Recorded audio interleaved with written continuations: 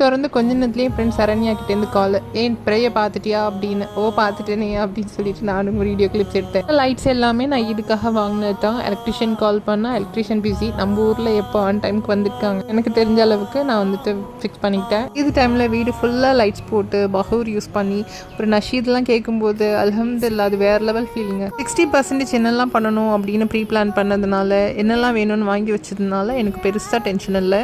ஒரு வேலையாக ஸ்டார்ட் பண்ணிட்டேன். வீட்லேயும் இதுக்கு முந்தின நாள் நைட்டு வட்டலப்பம் செய்ய ஸ்டார்ட் பண்ணிடுவாங்க. நானும் அப்படி தான். இன்றைக்கி வந்து கருப்பட்டி வட்டலப்பம், சீனி வட்டலப்பம் ரெண்டுமே பண்ணியிருந்தேன்.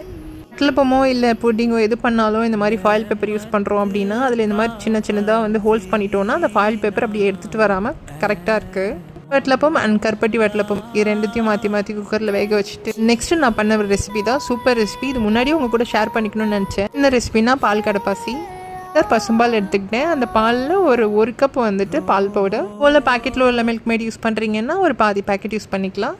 யூஸ் பண்ணுறீங்க அப்படின்னா சுகரோட அளவை கம்மி பண்ணிக்கோங்க. 1/2 கப் சுகர் எடுத்துக்கிட்டேன். 8லேருந்து 10 கிராம் வந்து கடல்பாசி கொஞ்சம் ஊற வச்சுருந்தேன். அதை வந்து இப்போ சேர்த்துக்கலாம்.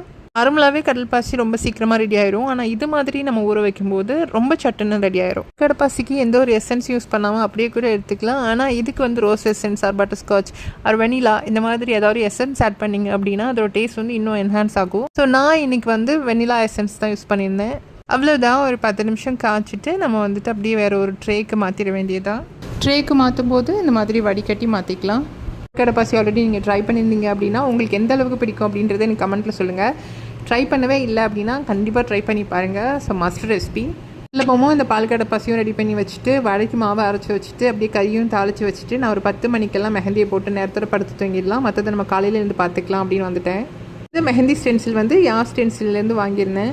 3 ஸ்டென்சில் வாங்கியிருந்தேன். ஆல்ரெடி 2 சரியாக போச்சு. இந்த ஸ்டென்சிலை இதுக்காகவே வச்சுக்கிட்டேன். பேலன்ஸ் vlog நெக்ஸ்ட் ஷார்ட்ஸில் பார்க்கலாம். தேங்க்யூ.